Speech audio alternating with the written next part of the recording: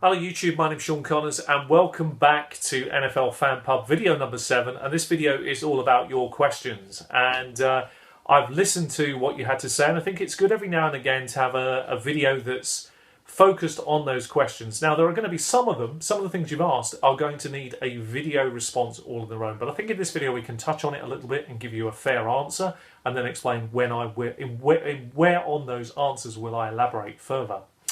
So, with no particular question, I'm going to answer three questions from Dean. And Dean asks, is there, in your view, a worse draft position to have when you consider draft boards? And I'm thinking about this question in terms of 10-man, 12-man, 40-man and 16-man draft leagues. And the honest answer is my data proves to me that there is absolutely no problem with any drafting position. And I mean that seriously. You can break the data down in 20% chunks like I did in my last video, and we will do this. I will take a cross-section of that data, and it's incredibly accurate to the amount of wins that you get, no matter where you're drafting from. It really is. I mean, it is a fraction of a difference over a long, sustained period of data. And again, you can take 20%, 30%, 40%, however much data you want, or however little, and the truth of it is, you could split it with a hair, quite frankly, for the difference it makes in who wins their league. So that doesn't help. But one thing's for sure, there is data within data, as there always is, that is useful. It's incredible when you know what happens in what position, how it can impact your chances of success. And we've got some interesting data on this, so I'll elaborate a little bit. So it's amazing how many times when you're picking in 4th place, how many times, as a percentage increase, people have come second in their fantasy leagues. So close to winning it, but second. Incredible, interesting data. But we will cover this off later on. So there isn't any real issues in terms of that. But I hope that answers your question, Dean. And another question Dean asked, which is a brilliant one, I'm going to grab a tea as I answer this one, was about, obviously you've shown us, Sean, about the truth behind running backs and why they're so sought after by the experts and a lot of fantasy pundits or fans of fantasy football. So would you rather pick high in a draft to yield one of those very, very good running backs? There isn't really a simple answer to this question because if I was picking high, yeah, of course it's going to help because I know that I'm going to land myself a stud running back. And in my view, although everybody will have their own list, in my view there is about 8 really top draw, maybe 10, but 8 to 10 real top draw running backs that you can count as caliber 1, 3 down back potential. And outside of that list, it gets very thin really quick. So obviously, yeah, if you're drafting early, it does make a huge difference to the way you may want to consider drafting, definitely. But for me, does it make any difference? No, because I like to consider the draft board as a game within a game. So if I'm picking early, I'll have a plan around that. If I'm picking in the middle, I'll have a plan around that. And if I'm picking at the end, I'll have a plan around that.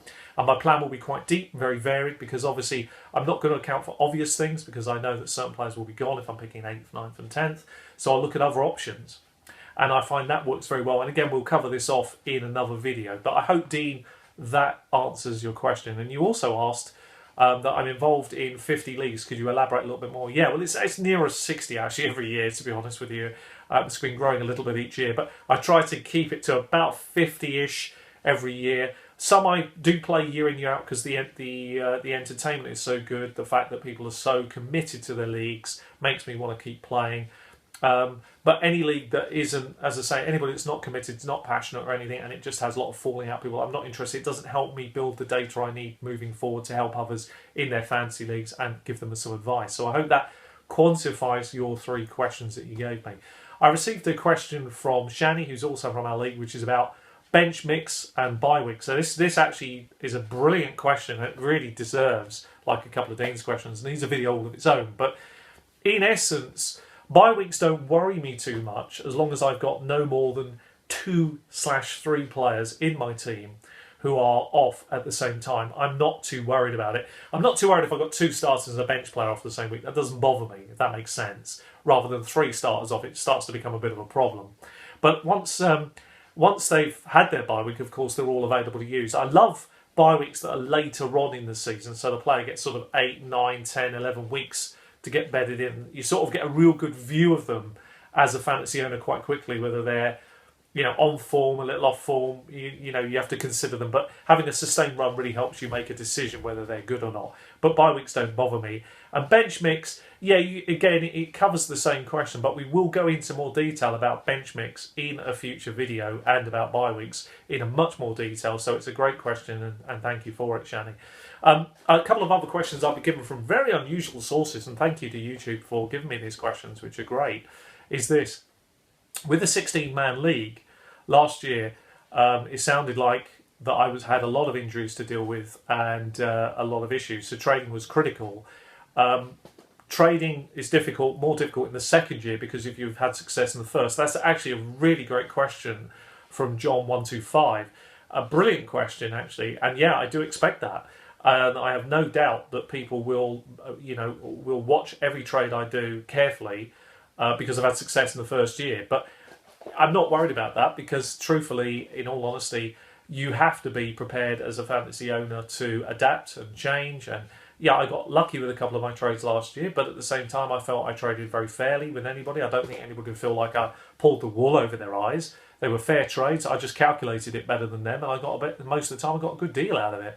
But this year's WAP system changes all that because you just like anybody else, you've got every opportunity in our league to go after a player, and I very much look forward to it. Now, this brings me neatly to my final question, which is about WAB, which has been brought up by a fantastic source who did not want me to name them, but what a great question this is. Do I think that there are fancy angles with WAB system? Yes, I do. I think it has a huge impact on the way you draft. I think it has an impact on the way you actually go about targeting certain players in and after the draft is finished. And that makes a big, big difference. So you can target, and what I'm trying to say here is you can angle your draft a particular way, knowing that you don't have a weakness, and therefore can target those players where you don't have a weakness, just to deny others the opportunity to get that player. It's like having a monopoly of really good players.